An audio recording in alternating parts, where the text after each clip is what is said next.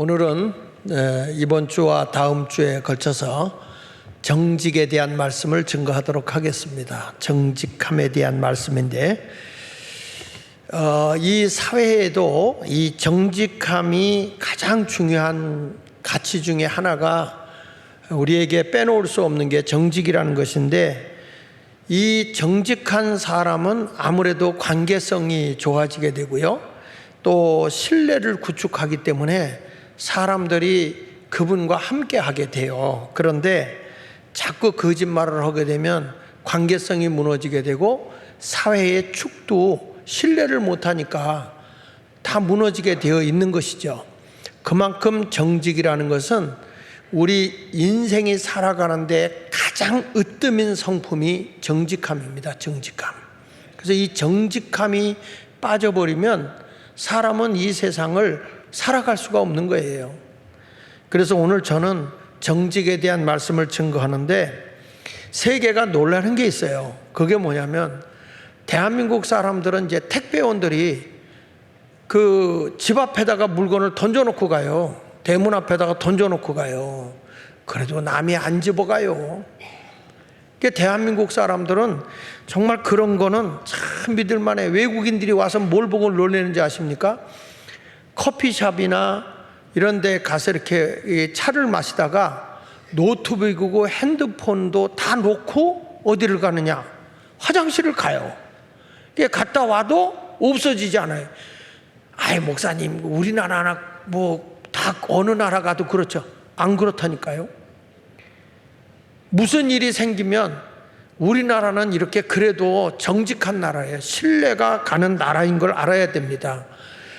경남 그 일양에서 짐을 싣고 가다가 소주병을 싣고 가다가 트럭이 어떻게 잘못돼 가지고 쏟아졌어요. 다 깨져 가지고 길바닥에 이렇게 널브러져 있거든요. 그랬는데 지나가던 학생들, 행인들, 동네 사람들이 다 나와서 그걸 싹 치워주고 실어주고 하는데 5분 만에 끝나더라는 거예요. 다른 나라 가면요, 소주병 들고 튄다니까. 진짜 그래요. 미국 같은데 여러분, 그 전에 그 슈퍼마켓 사고 났을 때 보세요. 막 와서 막 훔쳐가잖아요.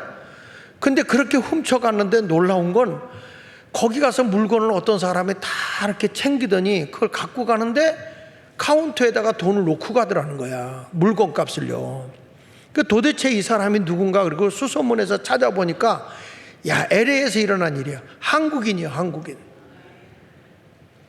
그거 보면 하나님이 이 한국 사람들을 복을 안 줄 수가 없는 겁니다.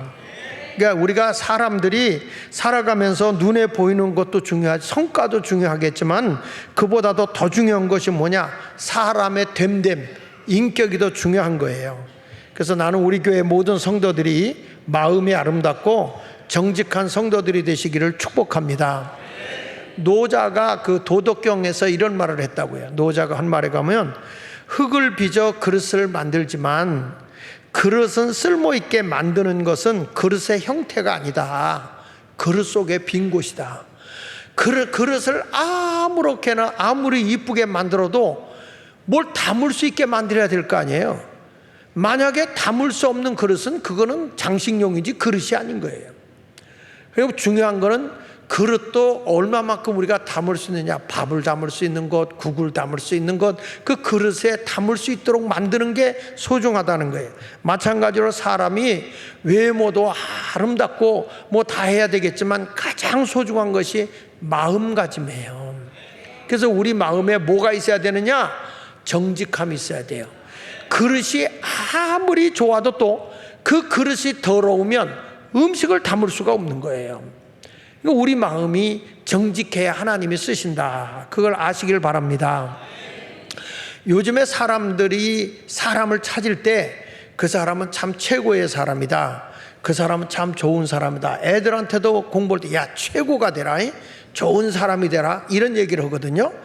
그런데 개인적으로는 최고의 사람이 되고 좋은 사람도 돼야 되겠지만, 우리가 세상을 살아갈 때 중요한 것은, 그보다도 더 중요한 것은 필요한 사람이 돼야 되는 거예요. 여러분, 환자가 병원에 갔어요. 근데 그 의사가 참 참 마음이 착해. 그리고 그분이 아주 공부도 실력도 최고야. 그런데 환자를 볼 줄 몰라. 그러면 그 의사는 필요한 의사입니까? 필요하지 않은 의사입니까? 필요하지 않은 의사인 거예요. 세상을 살아갈 때 그분 참 좋은 사람이야, 그분 참 최고의 실력가야, 아무 소용없어요. 이 세상에서 없어서는 안 될 필요한 사람이 되어야 되는 거예요.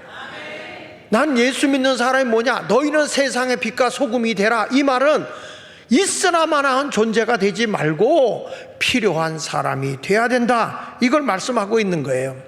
예배당이 아무리 화려하고 예배당에서 퍼포먼스가 잘 되고 찬양이 잘 되는 쇼 같은 예배를 드려도 아무 소용이 없어요. 교회는 하나님이 임재하고 또 성도들이 예수의 마음을 소유하고 있어서 세상에 나가서 아유, 그 교회 다니는 교인들은 너무 착해, 참 좋아, 최고로 예수 잘 믿어, 소용없어요. 세상에 필요한 교회, 세상에서 필요한 성도들, 이런 사람들이 되어야 되는 거예요. 옆에서 굶어 죽어 가는데 있으나마나한 존재가 뭐 하는데 필요하냐 이거예요. 그분이 있어야만 되는 거잖아요. 여러분, 서울역에 우리 나가보면 드림시티 있잖아요. 드림시티. 거기에 우현식 목사님이, 우리 교회 소속 목사님이시죠. 그분이 지금 뭘 합니까? 노숙자 선결하잖아요. 하루에 노숙인들이 850명씩 오잖아요.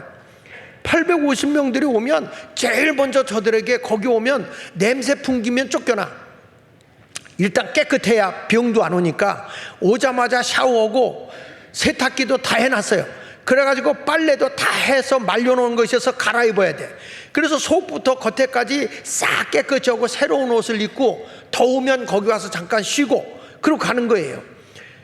그러니까 이런 선교를 하는 거예요. 내가 이 친구를 왜 데려왔냐? 이 친구가 미국에 LA 갔는데 LA에서 이 노숙인 사역을 하는 거예요. 그래서 집회를 하고 그 친구하고 같이 이제 노숙인들을 하는 데를 이렇게 가봤지. 그때 이 친구가 노숙자들을 돌보고 있는데 자기가 노숙자가 돼 있는 거야. 창고에서 자고 말이죠.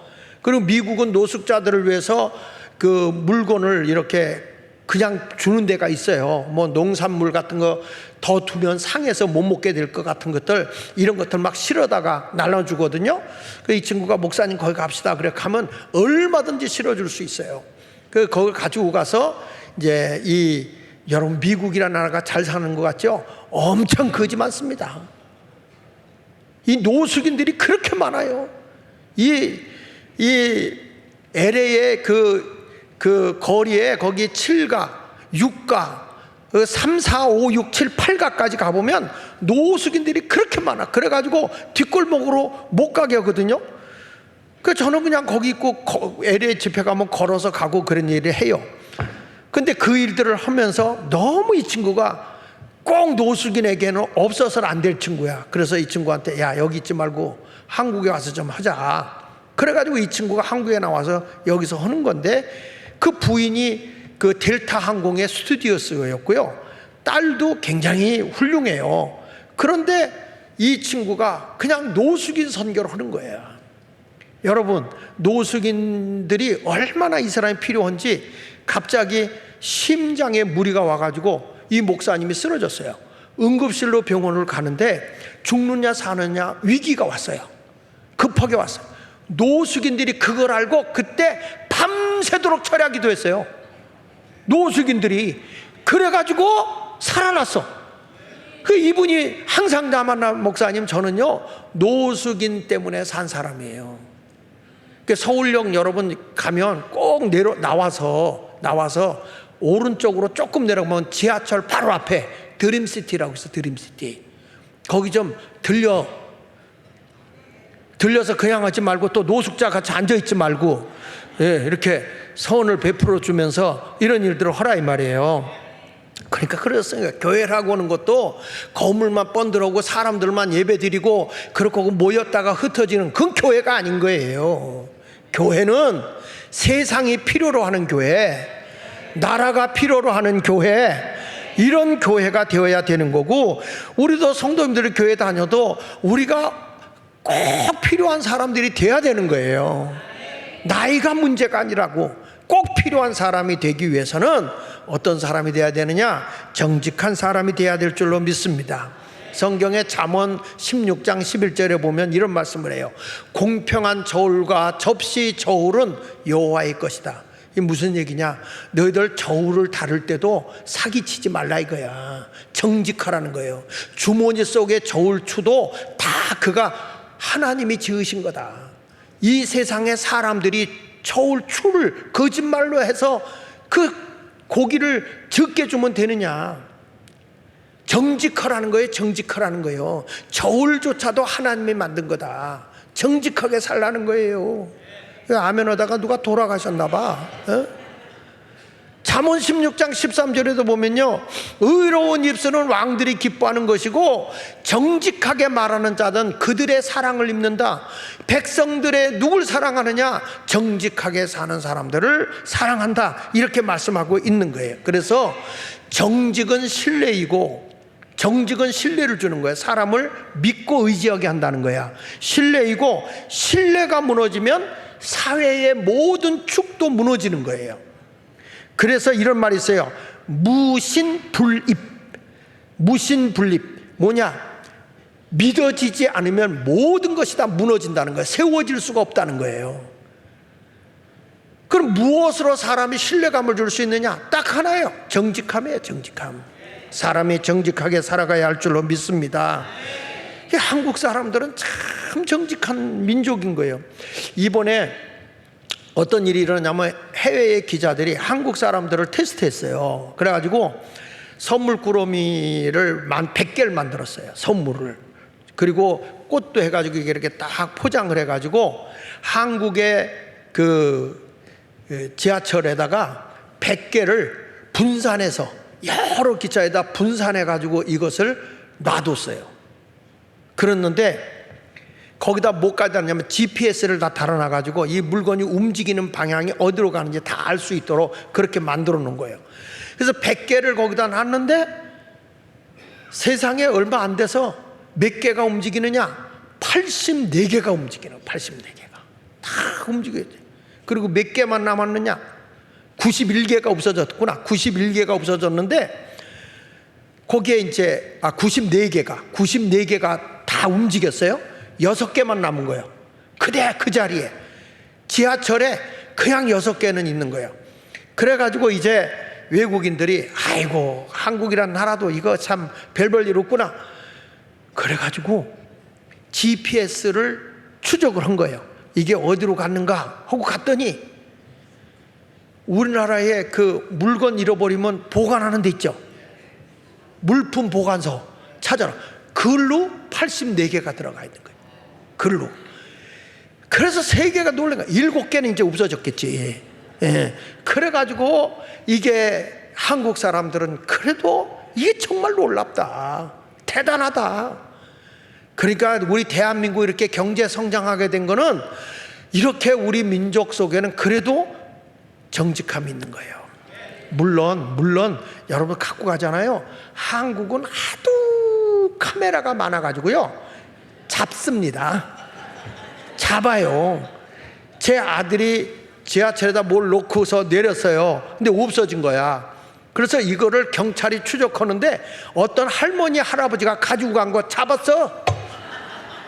그러니까 가져가도 다 잡히지만 그래도 우리는 양심이 있어가지고요 안 가져갑니다. 그만큼 우리 민족이 복받은 민족입니다.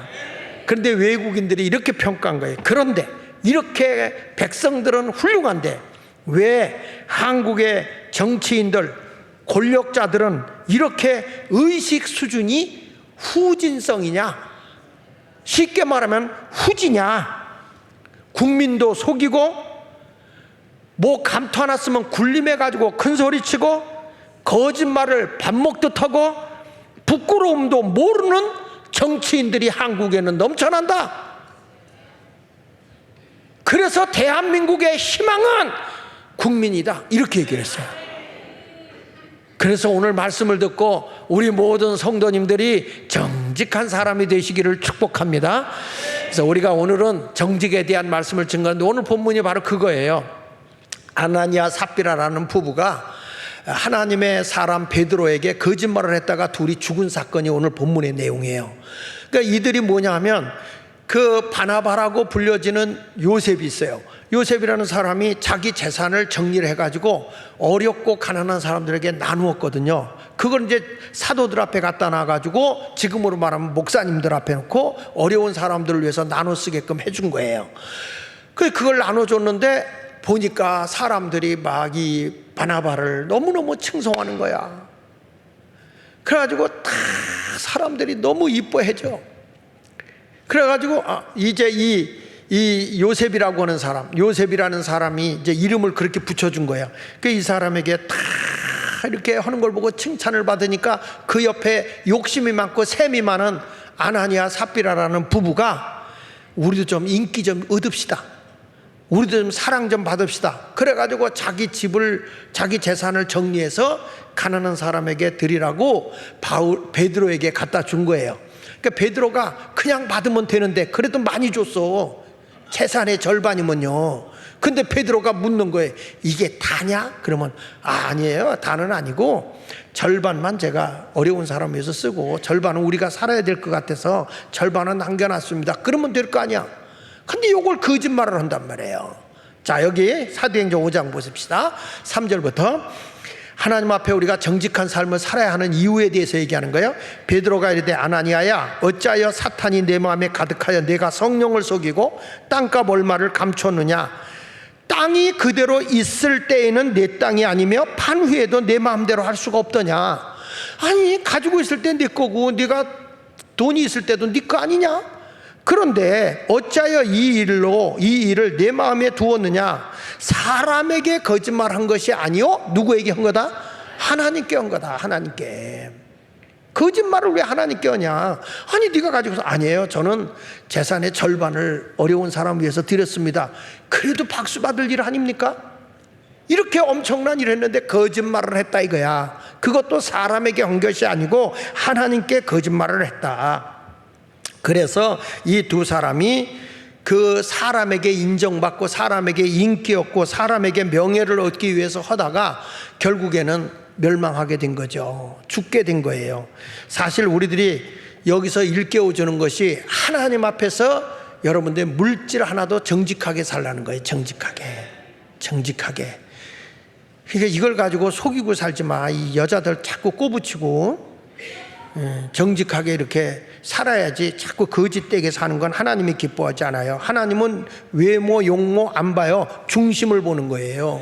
사무엘상 16장 7절에 보면 여호와께서 사무엘에게 계실 때 그 용모와 키를 보지 마, 외모에 멋있고 아름다운 거 보지 마라. 하나님은 그거 안 본다.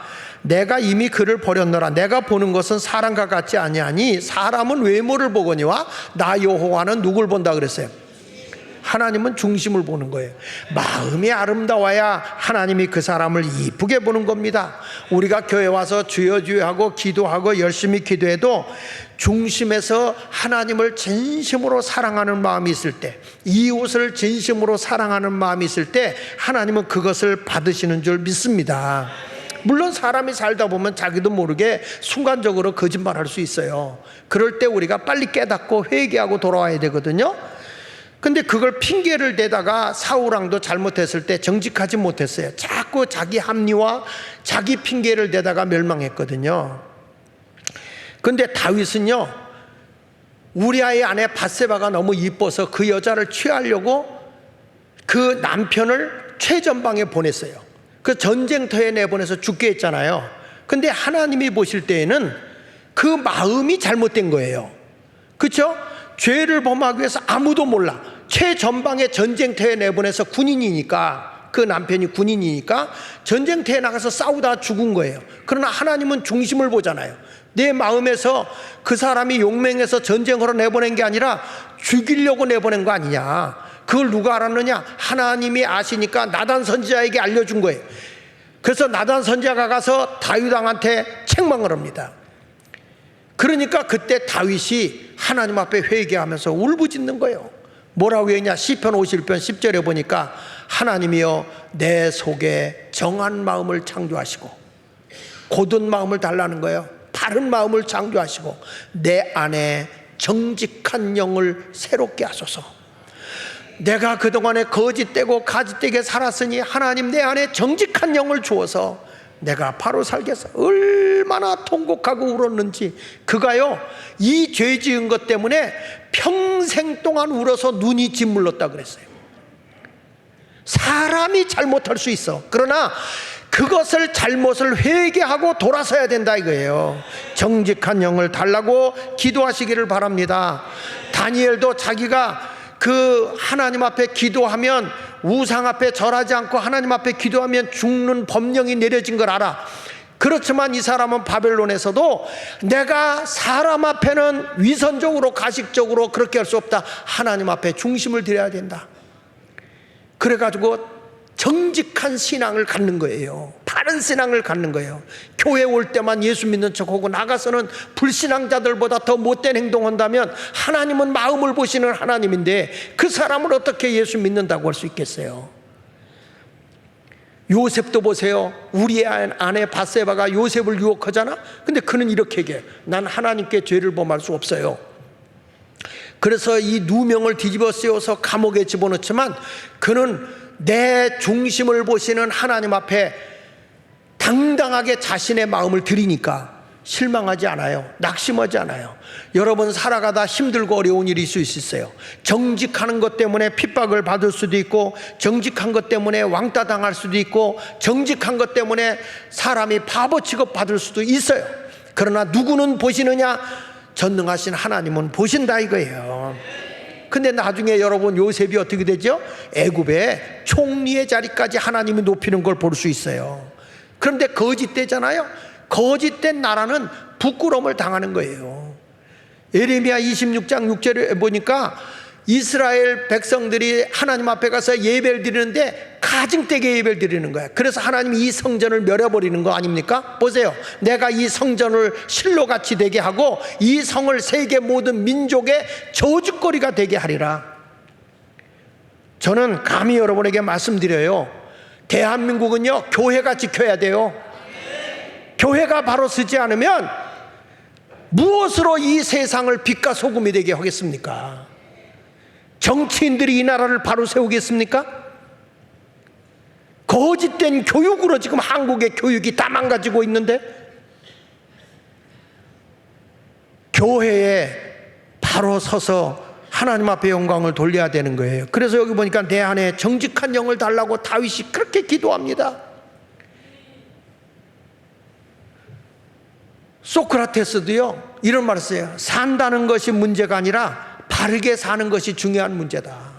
위대한 철학자가 하는 얘기 아닙니까? 사는 게 문제가 아니야. 바르게 사는 것이 중요한 문제지. 저도 이렇게 나라에 가서 일하고, 그러니까 내가 옆에 나가 보니까 정말 전국적으로 사람을 모아서 이 나라에 애국하는 게 정광훈 목사 아니면 못해요. 사실 누구도 못해 그거는.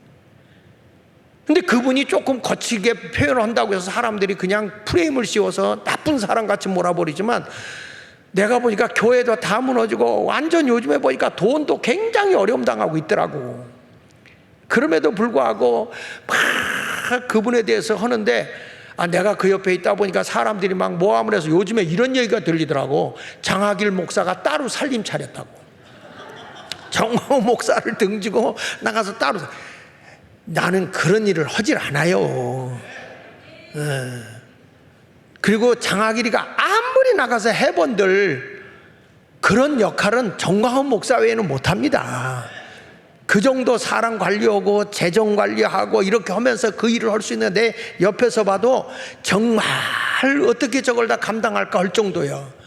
그 내가 옆에 있어 보면 트럼프인가 할 정도로 머리도 비슷해. 그게 아무나 그렇게 못하는 거야. 그런데 그런 걸 가지고, 왜냐하면 한 시대에 그분이 역사적인 인물로 서게 돼 있어요. 세월이 지나가고 나면 지금 나라가 굉장히 어려운 상황에 있을 때 그래도 나라를 바르게 세워줄 수 있는 건 욕을 해도 그 사람은 역사적으로 서 있어요. 그러니까 우리는 바르게 살아야 된단 말이야. 절대 여러분, 다시 말하지만 저는 딴 살림 안 차려. 아니 내가 지금 하던 것 떼고 할 게 얼마나 많아. 밴드 목회도 해야지, 성화훈련, 인간은 성화훈련 해야지, 품성교육 해야지. 제가 가지고 있는 내용 재료가 더 많어. 그런 거 가지고 앞으로 목사님들을 일깨워 가면서 한국교회를 바로 세우는 역할을 하는 게 나에게 주어진 사명이지. 내가 딴짓 안 해요. 어떤 분이 날들어 뭐 감투 씌워준다고 어저께 와서 뭐 위원장님이 되십시오, 뭐 하십시오, 그렇게 편지오길래 제가 답을 써서 죄송합니다. 저는 이제까지 어디 가서도 뭘 하나 맡아본 적이 없습니다. 자유마을 총재도 정강훈 목사 그냥 총재 해라 그리고 껍데기만 총재지 아무 실권도 없어요. 대국본이 다 할 뿐이지 내가 하는 건 아무것도 없어요.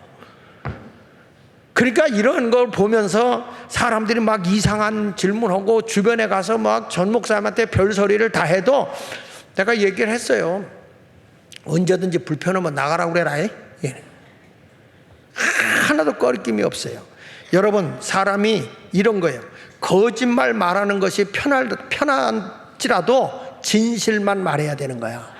거짓말이 편해도 진실해야 된 거고, 부정적인 결과가 온다 해도 내 이 말하는 것이 나쁜 말로 온다고 할지라도 우리는 그래도 진실을 말해야 되는 거예요. 다른 사람이 진실하지 못하고 막 뭐라고 나를 모함담을 해도 그래도 우리는 진실을 말해야 되는 거예요. 거짓말로 내가 이득이 생긴다 해도 손해볼 각오하고 진실하게 살면 되는 거예요. 그러니까 미국의 자본주의를 세운 벤자민 프랭클린이 한 얘기가 있어요. 정직은 최선의 정책이다. 정직만이 나라의 정책 중에 최고의 정책이 정직한 것이라고 말한 거예요. 그러니까 우리 모두 정직한 삶을 살아가야 할 줄로 분명히 믿습니다. 그래서 우리는 하나님 앞에 정직하시기 바랍니다.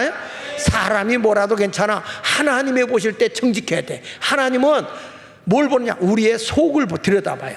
중심을 보시는 하나님이기 때문에 그 앞에 진실하게 살아야 할 줄로 믿습니다. 할렐루야.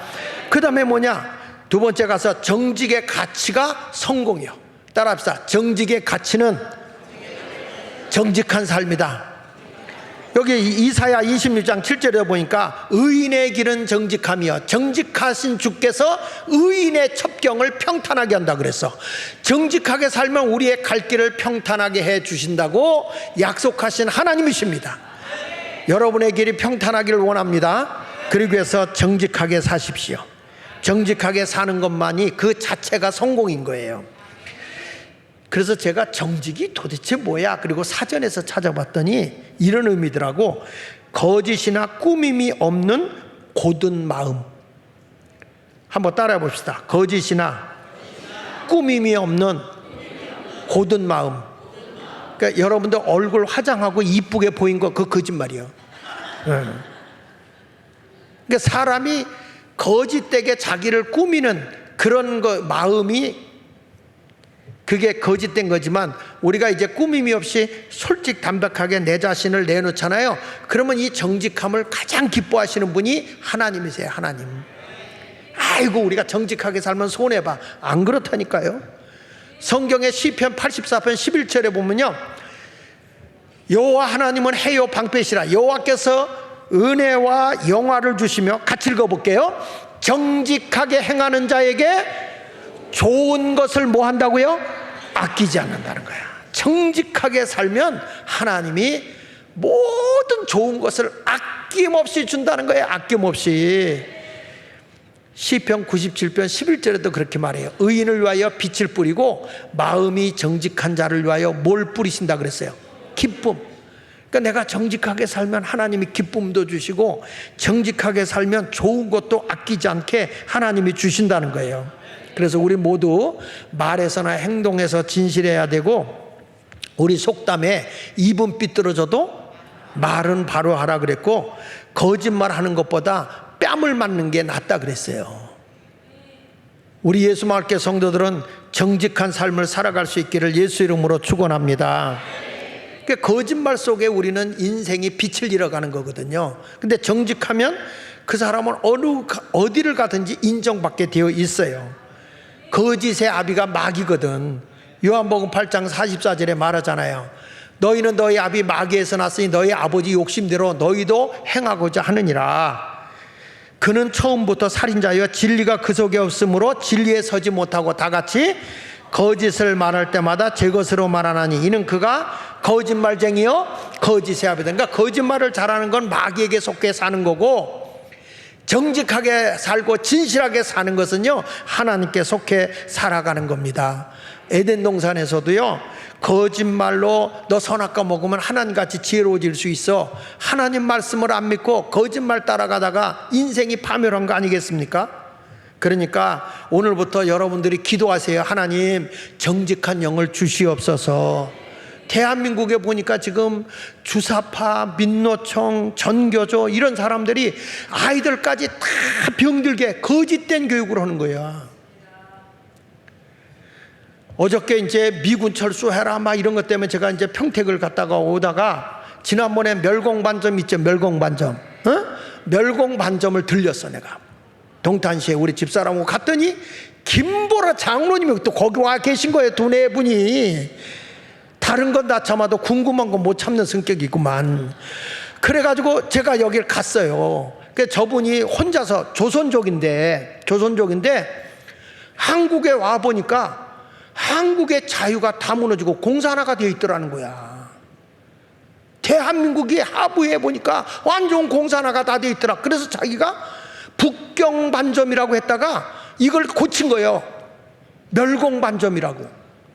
그래가지고 저기 보면 나는 뭘 시켰냐면 짜장면을 시켰어. 나는 어저께. 왜냐? 멸공이야. 멸공 짜장면을 시켜 먹었어요. 근데 우리 집사람은 짬뽕을 시켰어요. 짬뽕. 저렇게 우리 집사람은 짬뽕. 저 짬뽕이 뭐냐면 그 문재인 때 코로나 개씨 짬뽕이야 이게. 예, 코로나. 이게 거짓말로 한 거다 이거야. 중국에서 이렇게 와가지고 한 거다 이거죠. 바이러스 이렇게 해가지고. 그러니까 저기다 전부 다 그런 내용을 어마어마하게 했어요. 그래서 같이 찍었지. 제가 딱 들으니까 알아보더라고요. 이분이 저를 알아봐. 여러분은 몰라봐도 저 사람은 알아본다니까. 예. 그 이분이 지금 하는 얘기가 오는 사람 조금 해요. 그래서 한 번 가서 음식을 시켜 먹으려면 30분 이상 기다려야 돼. 조금 해. 왜 이렇게 적으냐 그랬더니 이게 장사가 처음부터 되겠습니까? 저런 식으로 메뉴판을 써놨는데. 그나마 이번에 제가 방송에서 이걸 터뜨려주는 바람에 이 애국 국민들이 많이 가주는 것 같아. 이제 애국 국민들이 가서 하는데, 근데 어저께 보니까 정광 목사도 여기 와 있어. 나도 모르게 와 있더라고. 그래가지고 와가지고 여기 와서 이분이 딱 앉아서 내가 한 칸 더 늘려주겠다고, 좀 늙어서 하라고 그렇게 얘기를 하더라고. 그래서 오지랖도 어지간히 넓다 했는데 하여튼 열심히 그렇게 사는 거예요. 왜 저런 거 하냐면 저분들은 보세요. 저분들은 나라가, 대한민국이라는 나라가 지금 공산화가 다 됐구나 하는 걸 알아. 이 중국 조선족에서 온 분들은 지금 나라가, 대한민국이 위기라는 걸 알고 저렇게 써는 거예요. 저 사람이 혼자서 장사해요. 혼자서. 근데 저걸 써놓고 있는 거예요. 그런데 이런 근현대사를 보면서 대한민국을 깨우쳐줘야 될 목사님들이 이런 얘기를 못하는 거야. 왜? 내가 이 설교를 하면 벌써 교인들이 몇 명이 시험 들어. 이런 인간들은 북한에 가서 살란 말이야. 왜 여기서 살면서 시험 들어? 나라가 여러분 자유민주주의로 가야지 공산국가 가면 됩니까 이거? 그래서 우리는 하나님 앞에서 정직해야 돼요. 아나니아 삽비라 같은 부부가 거짓말하다가 망하는 거예요. 다시 한번 보세요. 잠언 16장 11절에 공평한 저울과 접시 저울은 여호와의 것이라는 거야. 그러니까 저울질 하나 하더라도 고기를 썰어주더라도 정직하게 고기를 주라 이거예요. 여러분 오늘 정직하게 살면 자신감 갖고 살 수 있죠? 아무리 어려워도 자신 있게 살아야 돼. 영국 격언에 이런 얘기가 있어요. 하루만 행복하려면 이발소 가고, 하루 행복하려면 이발소 가고, 일주일 행복하려면 결혼을 해요. 그러니까 결혼이 일주일간의 행복이. 그리고 영국 격언이요.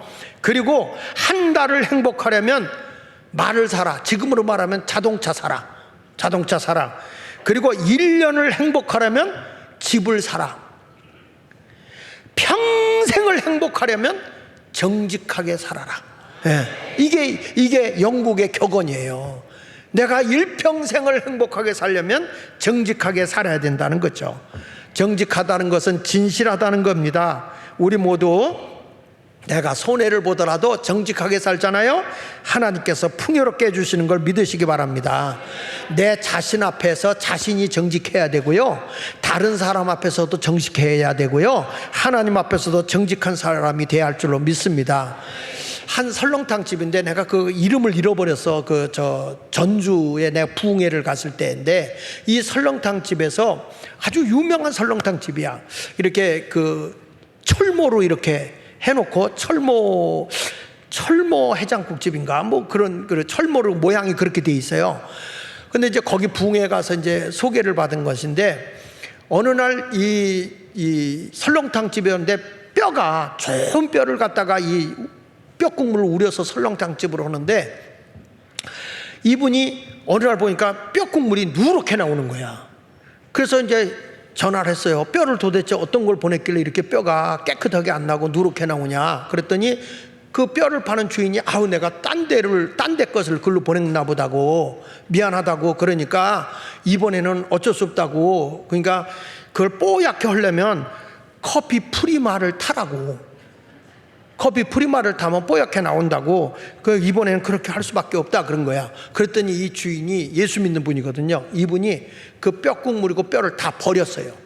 버리고 바깥에다 뭐라고 써놨냐면, 오늘은 설렁탕 재료가 좋지 않아서 장사를 못하니 양해해 주기 바란다. 그리고 그걸 써붙여 놓은 거야. 아이고, 이게 소문이 나가지고 잘 됐을까 안 됐을까요? 남의 얘기니까 잘 됐다고 얘기하는 거야. 조금이라도 이익을 보려고 것 같은데 이분이 아니야. 정직하게 한 거예요. 그래가지고 사람들이 줄 서서 먹는 거예요. 그 사람들은 정직해야 된다니까요. 영락교회 안수 집사님 한 분은 친구를 보증 섰다가 친구가 도망가는 바람에 온빵 뒤집어 쓴 거야. 그러니까 와가지고 그 빚을 준 사람이 와가지고 영락교회 집사한테 빚 갚으라고 하니까, 걱정하지 말라고. 내 친구가 도망갔다면 내가 갚아야지 어떡하냐고. 난 예수 믿는 사람이라고. 거짓말 안 한다고. 가지고 이분이 자기 집을 팔아서 빚을 갚아줬네. 그러니까 이분이 길거리에 내앉게 된 거야. 그러니까 이런 사람이 어디 있느냐고. 가지고 그 빚을 받은 주인이, 그래 당신 전세라도 살아야 되지 않겠냐. 그러니까 이걸 가지고 좀 살아라. 그래가지고 자기 충고해서 일부를 그분에게 준 거야. 이분이 그걸 가지고 어디 갔냐. 그때 이제 강남이 개발되기 전에 리버사이드 옆에 그 밭을 산 거야. 거기 밭을 사가지고 천막을 쳐가지고 샀는데, 자기가 빚 갚은 것보다 100배는 더 벌었대. 여러분, 그때는 아쉬워서 못할 것 같은데 내가 정직하게 사니까 하나님이 복을 더 주시더라 이거예요. 그래서 열왕기상 15장 11절에 이렇게 말하는 거예요. 아사가 그의 조상 다윗과 같이 여호와 보시기에 정직하게 행했다. 여기 기준을 누구 삼았나? 다윗이에요. 다윗도 잘못했지만 다윗이 정직하게 살 것을 회개했잖아요. 그래서 아사가 왕이 됐을 때, 이때 아사가 10대거든 10대. 근데 다윗을 본받아서 늘 기도하는 게 뭐냐면, 하나님의 보시기에 정직하게 행했다. 여러분, 우리도 하나님의 보시기에 정직한 삶을 살아가면요, 우리 하나님이 기도도 들어주시고요, 여러분 하는 일도 형통하게 해주실 줄 믿습니다.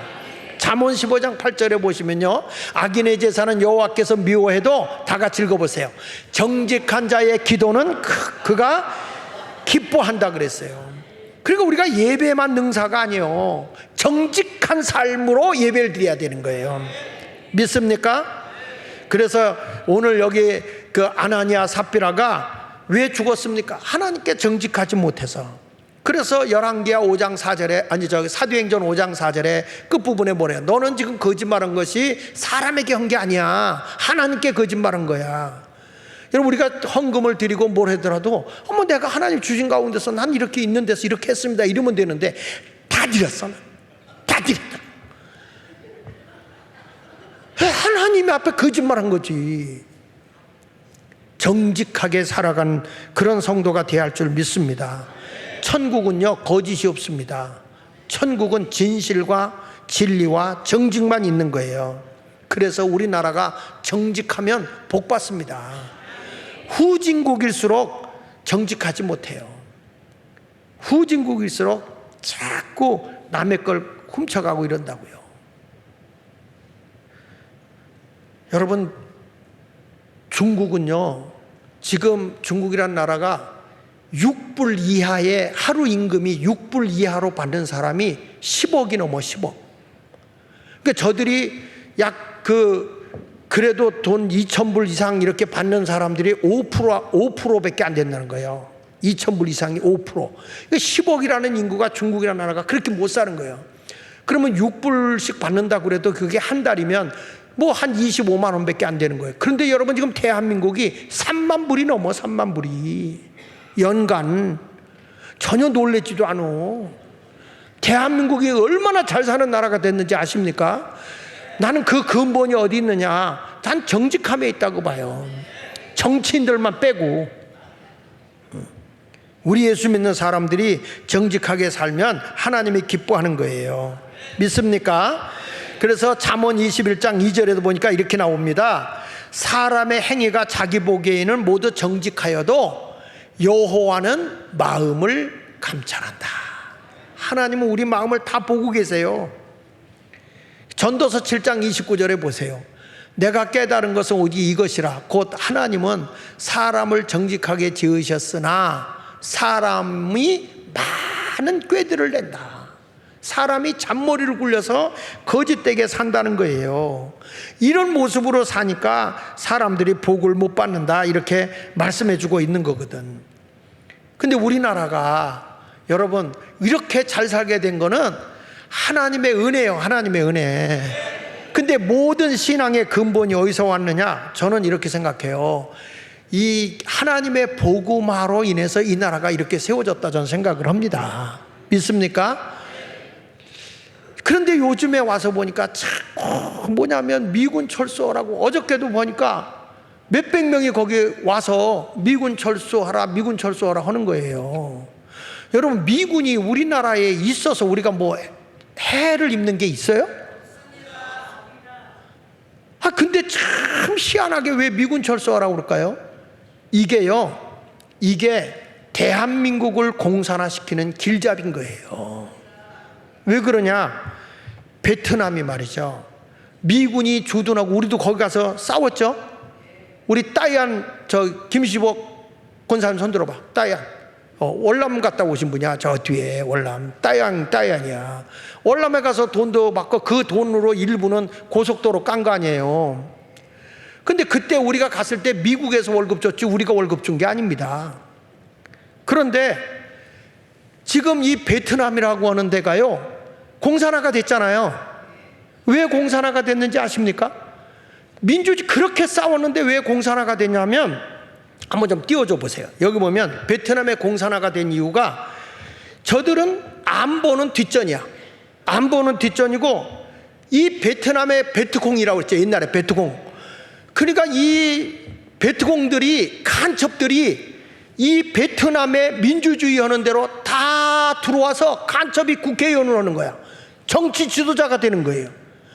그리고 이들이 다 뭐냐면은 이 거물급 인사들이 다 공산주의 사상에 취해버리는 거예요.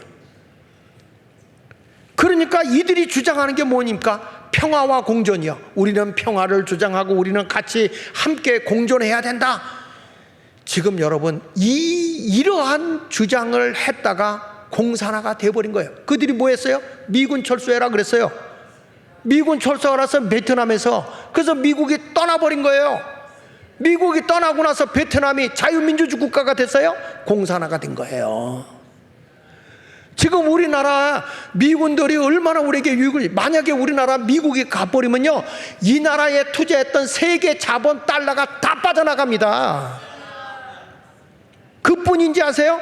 지금 벌써 이재명이 설치고 저 우리나라에 이 간첩이라고 인정받아서 재판받았던 당이 통진당이라고 있어. 통진당. 민중주권 시대라고 얘기했던 인간들이 있어. 그때 박근혜 대통령 때 이 국회가 해산됐어요. 이 당이. 그런데 뭘로 이번에 나왔냐? 진보당으로 나왔어.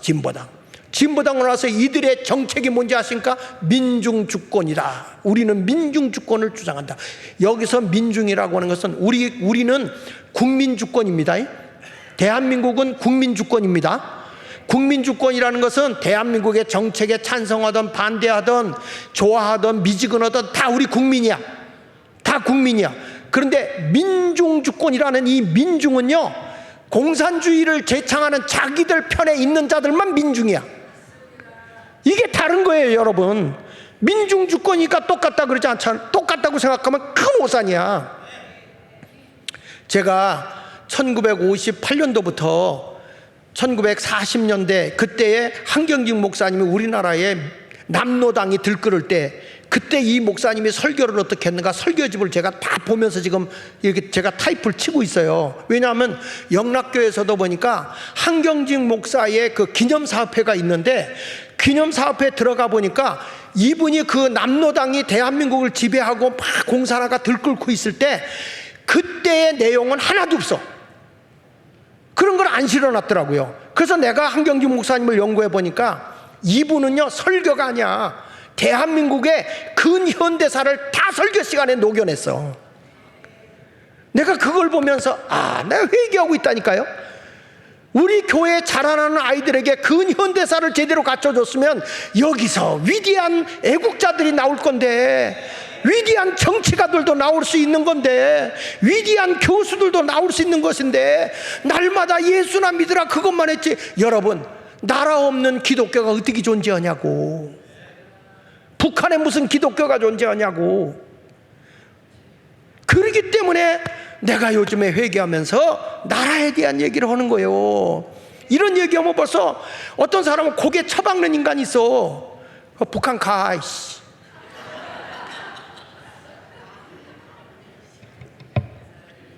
여러분, 우리가 베트남이 적골이 됐잖아요.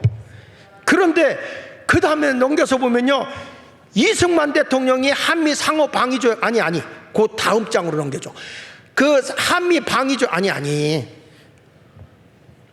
베트남 다음으로 한 장 넘겨봐요. 거기 보면요, 한국의 경제 원조를 이승만 대통령, 우리가 어렵잖아요. 한미동맹을 딱 하면서 얼마를 경제 원조를 받아? 10억 달러. 박정희 대통령 때 20억 달러. 그래가지고 30억 달러를 미국에서 무상 지원을 받아요. 얼마냐? 이 당시에 박정희 대통령이 산업할 때 이때까지 보면요, 지금 우리가 보면은 4조요, 4조. 이게 어느 나라가 지원해 줍니까? 이렇게 살만하게 해놓으니까 지금 저들이 미군 나가라, 뭐 나가라, 이게 되냐고. 여러분, 한미 방위조약이 얼마나 위대한지 아세요? 여기 보세요. 한미 상위 방위조약을 보면요, 이건 우리가 알아야 돼. 여기 보세요. 조약을 할 때 이승만 대통령이 반대를 했어요. 반대. 우리는 그냥 남북이 통일돼야 된다. 이게 갈라지면 안 된다. 그리고 막 반대한 거야. 그러니까 미국의 그 아이젠호워가 대통령이 되면서 빨리 전쟁을 끝낸다고 그랬거든. 미군 철수하려고 하는데 이승만 대통령이 보니까 요게 아주 대한민국을 버리려고 그러거든요. 그래가지고 요거 협상하는데 이승만 대통령이 사인 안 해요. 그러니까 저들이 협상을 다 해가지고 포로 교환하려고 할 때 이승만 대통령이 다 포로 교환하지 못하도록 풀어줘 버리잖아요. 미군들이 지키고 있는 데 가서 체류탄을 뿌렸어. 우리나라 최초의 체류탄이 뭔지 아세요? 고춧가루야. 고춧가루 뿌려가지고 눈에 들어갈 때 그때 다 풀어준 거예요. 이승만이 때문에 골치 아픈 거야. 그래서 빨리 이게 협상을 하자. 그래가지고 협상을 했는데 얼마나 빨리 잘했냐면, 지금 이거를 미군은 뭐라고 했냐면, 미국 국방부에서는 이건 굴종 외교겠다. 굴종. 우리가 이렇게까지 할 필요가 없었는데. 그래가지고 빨리 철수하려고 한 게 뭐냐면, 첫째, 무기한 우리 군사 방위 협약은 무기한이다. 무기한. 전쟁이 있으면 무기한 동안 있는다. 그러니까 미국 사람들이 영어를 잘하잖아. 그러니까 뭐랬냐? 오케이. 그런 거야. 그러니까 통과가 됐어요. 그 다음에 뭐라 하냐면, 상호 지원하는 평등조약이다.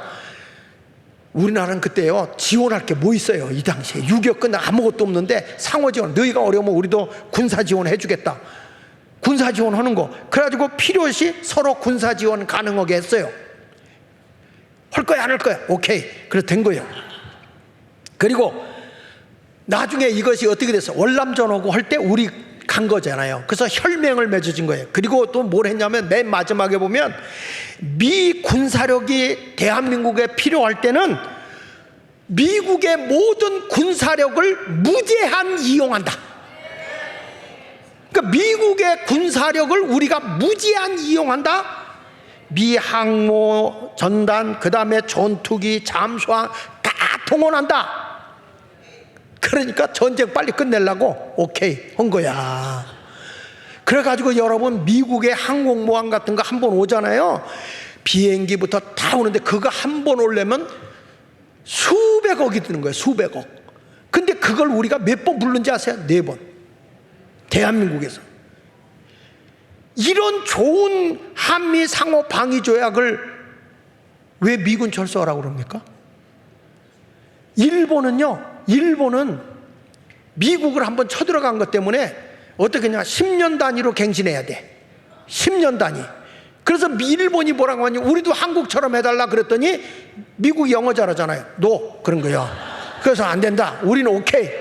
그래가지고 미국의 일방적 조약이야. 일본은 일방적으로 미국이 했고요. 정치도 관여하고. 그래서 일본은 지금도 무기를 못 갖고 가요.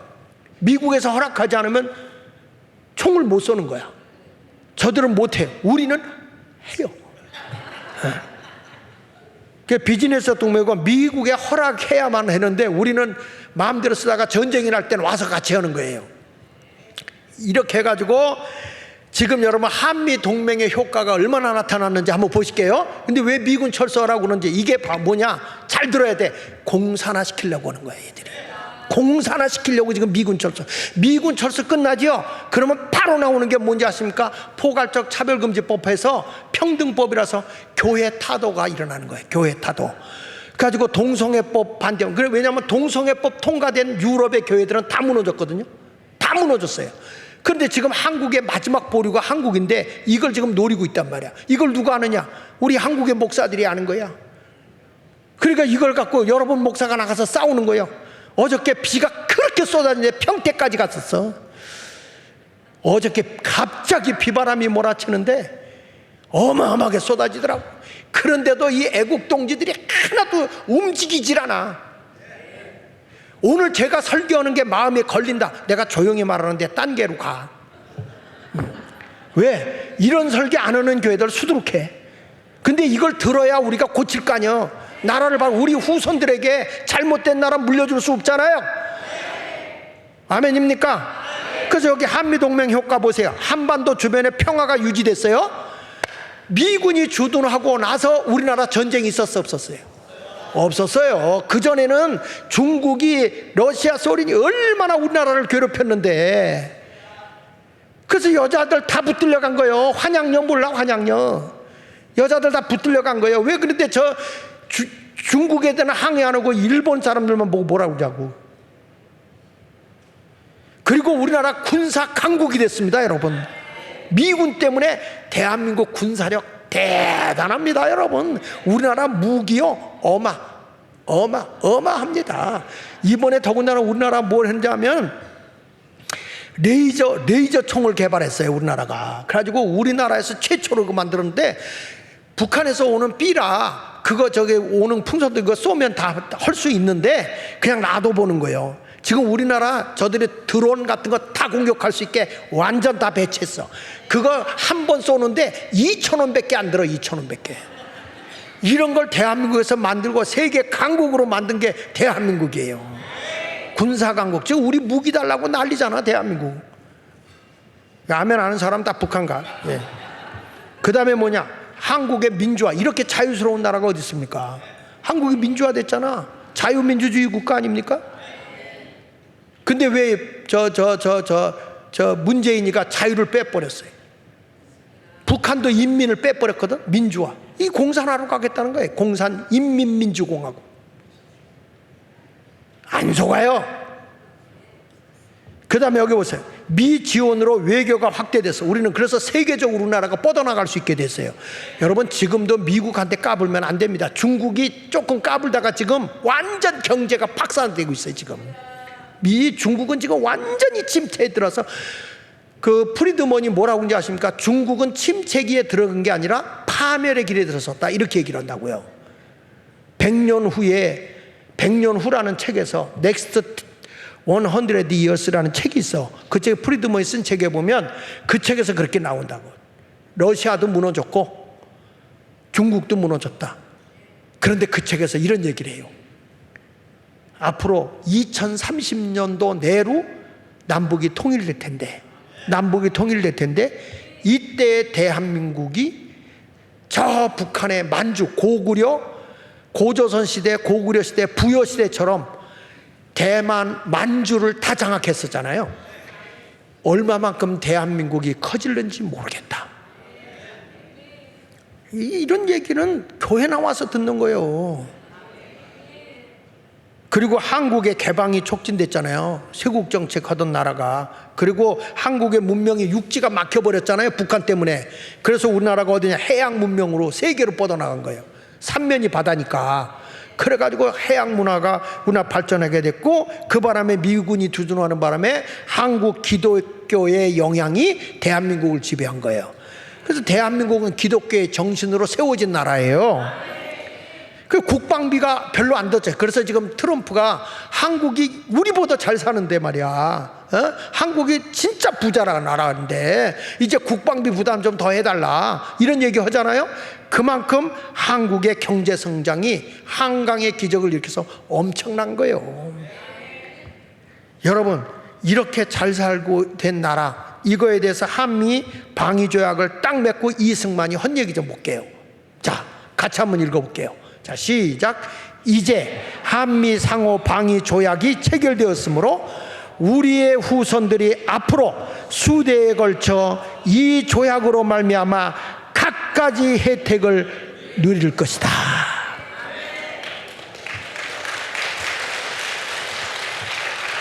근데 이게 맞아서 틀렸어요. 맞았잖아요. 지금 여러분이 북한에 살았으면 얼마나 힘들게 살았어요. 남한에 내려온 우리 북한에 살다 오신 분들 얘기 들어보면 이렇게 되면 거기는 먹을 게 없어가지고요. 얼마나 시달리고 있는지. 그러니까 곧 남북 통일됩니다. 내가 보기엔 이거 멀지 않았어요. 그런데 남북 통일돼봐야 야당 여당 정치인들 가지고는 안 돼. 그래서 교회가 나서야 되는 거예요. 그래서 이제 교회가 어떻게 살아야 된다고? 그래서 우리는 이런 거짓된 영에 쏘가 넘어가면 안 돼. 정치인들, 언론 이런 거에 우리 넘어가면 안 돼. 교회가 바로 서야 된다니까. 교회가요. 그래서 다시 잠언 21장 2절 보세요. 사람의 행위가 자기 보기에는 모두 정직해도 여호와는 뭘 본다고요? 마음을 본다. 그래서 우리가 정직하게 살면 대한민국 세계 최강 나라가 될 수 있어요. 하나님이 대한민국을 어디 때문에 교회 때문에 복구하는 거예요. 그러니까 동네 주민들도 다 교회 나오게 해야 돼요. 저는 앞으로 더 우리 나라의 근현대사를, 교회 와서 애들이 근현대사를 배워요. 왜냐하면 역사를 안 배워요, 학교에서. 근현대사를 배워서 얘들이 국가에 대한 의식과 나라에 대한 책임을 갖고 신앙생활을 하게 해서 여기서 위대한 정치인, 대통령도 나오고, 여기서 사업가도 나오고, 여기서 그냥 국회의원도 나오고 시의원도 나오고 다 나오도록 해야 되는 거예요. 아멘입니까? 장 목사는 정치 안 해. 다만 뭐냐? 깨우쳐 줄 뿐이야. 여기서 인재들이 나와야 돼. 그래서 내가 금요일 날 8월 둘째 주에 뭐라고 하냐면 중고 청년들 연합 철야기도 한다. 다 모여서 이들에게 내가 분명한 비전을 제시하되 나라의 근현대사를 똑바로 심어줘야 되겠다. 그게 내 사명이야. 제가 먼저 여러분에게 회개합니다. 왜? 나라를 바르게 일깨워주지 못한 거, 이거에 대해서 제가 회개합니다. 이제부터라도 늦지 않았어요. 교회가 깨어나면 나라가 깨어나게 돼 있어요. 우리 모두 나라를 위해서 기도해 주시고요. 오늘 오후 3시에는요 이제 우리 교회의 위치가 얼마나 중요한지 우리 전병태 총장님이 이제 우리 교회를 객관적으로 본 얘기를 해요. 그리고 교회가 얼마나 필요하고 왜 이 교회로 와야 되는지 잘 썼더라고. 그러니까 강의를 하시더라고. 오늘 그 강의에 많이들 오시고, 그 다음에 부정선거가 거의 드러났어요 이제. 그래가지고 이번에 장재원 박사님이 또 오세요. 오서 내가 잠깐 동안 특강을 시켜요. 그러니까 오늘 오후에는 동네 주민들도 내가 오라고 그랬거든. 다들 초청해서 오라고 그랬어. 오후 3시에는. 그러니까 우리 여러분들도 오셔서 좀 제대로 나라의 됨을 알자고, 보자고. 우리가 깨어나야 나라가 삽니다. 나라가 삽니다. 그러니까 오후 3시에 안 오는 사람이 일단 간첩으로 신고할지 몰라. 그러니까 다들 오후 3시에 점심 잡숫고 3시에 참여해서 여기 본당에서 모입니다. 여러분들 함께 참여해서 오늘 좋은 시간 갖도록 합시다. 할렐루야. 찬송 우리 한 장 하도록 하겠습니다.